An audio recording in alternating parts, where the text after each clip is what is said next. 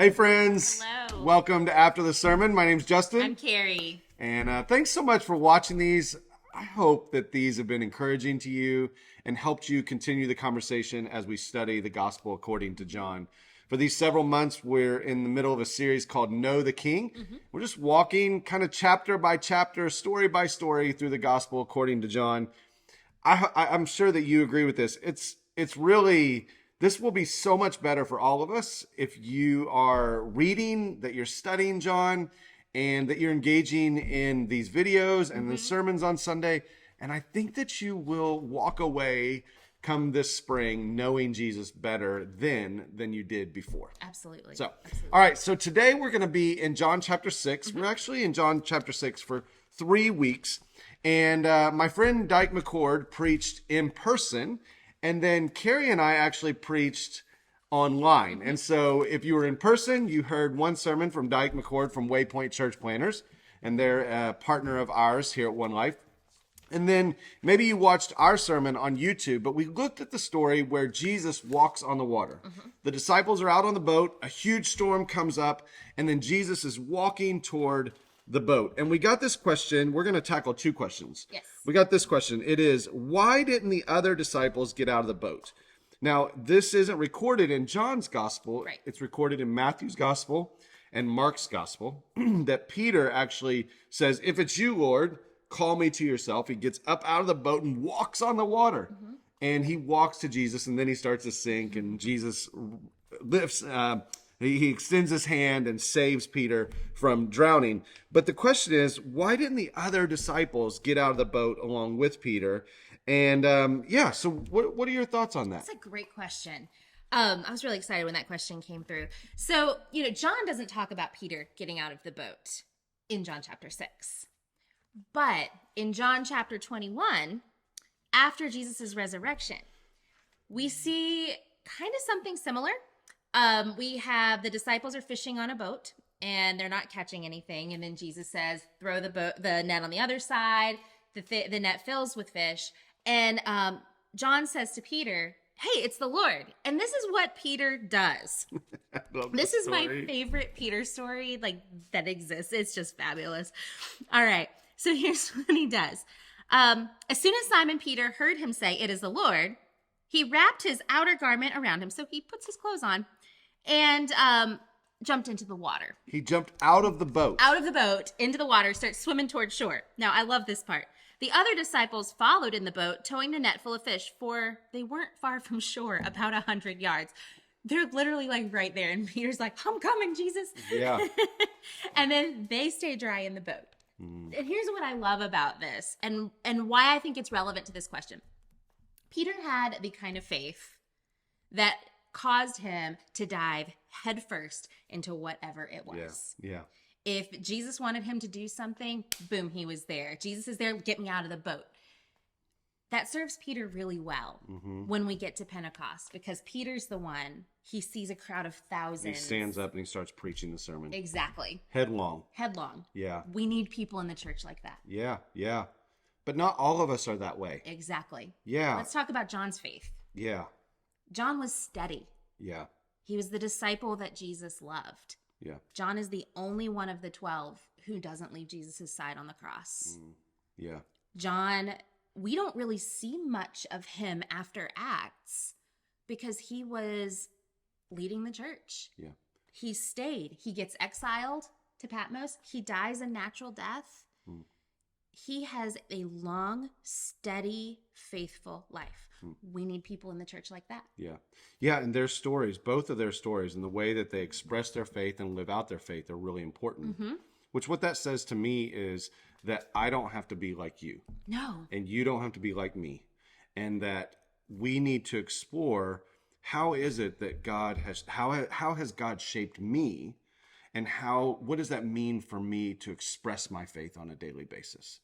And so maybe John, I wonder what John's response was in the boat.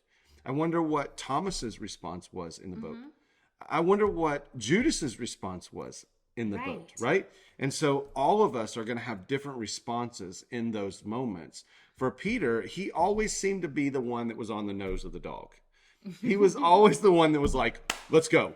Yeah. And I'm going to always. dive in. I'm going to open my mouth before I even know what's coming out. Yeah. Sometimes I'm going to stick my foot in my mouth. Absolutely. You know? And Jesus is like, Whoa, hold on, man.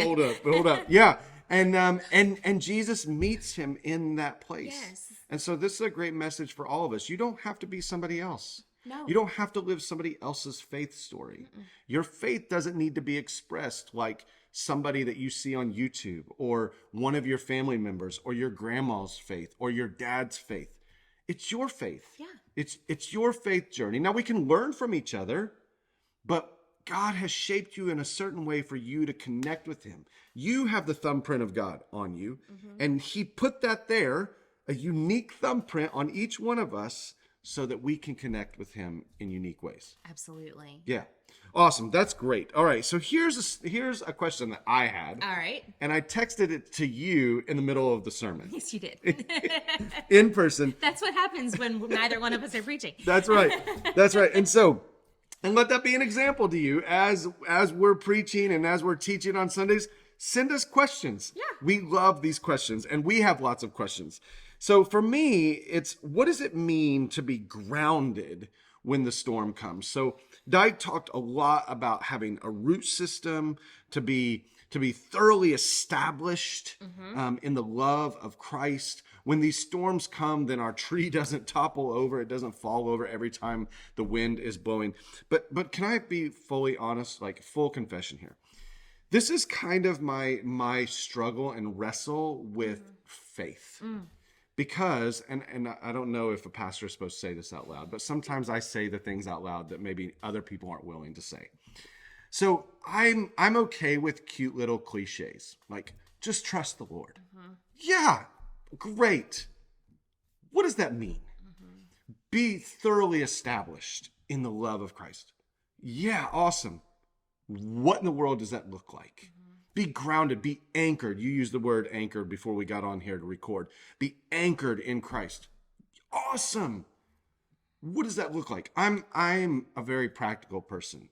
I want my faith to have flesh to it. I want to know, what does that look like? So I'm not expecting an answer from you or I. I'm just going to ask you, and then I'm going to share, what does that look like for you practically when the storms come?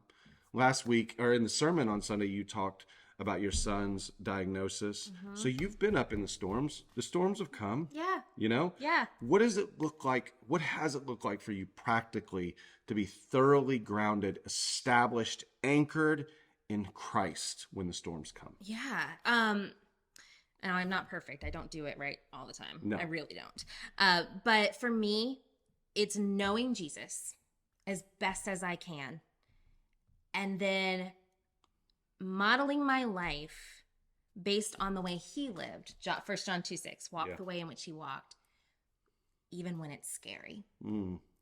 Because it's not safe. Being a Christian, being a follower of Jesus, it's not safe. It never has been. Yeah. But when you are rooted to Jesus, when you're anchored in Christ, you're able to see the storm, understand where your grounding is, and act true to that, even when you don't know if you're going to make it through. And that's what it means for me, doing the scary thing. Yeah. So what I hear in that is, I'm going to look at the example that Jesus set for us. So if the storm is that somebody in my life that I loved passes away, then I look at the example of Jesus, and Jesus grieved. Yes. And so that's the example of Jesus. So when the storm comes of death, it's okay for me to grieve. It's okay for me to mourn. I look at, if the storm is that there's a really tough decision, a moral, ethical decision to make at work, I'm going to look at the example of Jesus, and I'm going to ask, how would Jesus respond in this really tough decision that may cost me my job? Yeah. And that could be a big storm, right? And I'm going to look at the way that Jesus made decisions and the ethics that he set out before me. Yeah, see, that's practical. Yeah. That's what it looks like to be grounded or firmly established, anchored in the love of Jesus. I would totally agree with that. I think for me, one of, and I asked this question, and I'm not even sure I have an answer. It's okay. For me, it's community. It's community. So whenever I'm going through a storm, it is so easy for me to isolate. Like that, I think that is my natural response, is just to, I feel like I'm the only one. I feel like I've been left all alone. That's why the word I am in this story in John 6 is so important to me, because it reminds me that God has not abandoned me. Yeah. He is with me in the middle of the storm. But I also want to know that my brothers and sisters in Jesus will come alongside of me. Absolutely. And so I have a group of guys that whenever the storms are coming, I can say whatever I need to say to those guys and say it how I need to say it. They give me, like Henry Nouwen says, articulating my inner experience. And so I'm going to say those things out loud. This is also why I wonder if Peter was the one that Jesus calls out of the boat, because Peter is one of the three of the inner circle of Jesus. Yes. The three in the inner circle were Peter, John, James. and James. And so this was an inner circle that saw Jesus be transformed in front of them. So he's calling Peter into this, like, just this richer, more beautiful, more grounded, anchored faith. And there's this circle of people that you are doing life with, that you're stepping out of the boat with, that have your back, that may be cheering for you. I don't know what that boat looked like, but I know for me, I've got people in my life that when I'm going through the stuff, when I got doubts, when I got questions, when I failed, they're not going to throw stones at me. Right. They're going to invite me to the table, you know? And so I see that as an example that Jesus sets. And I believe that whenever I do that, it grounds me in the way of Jesus. Absolutely. In the way of Jesus. That kind of made me think of the, what did he call it? The tree.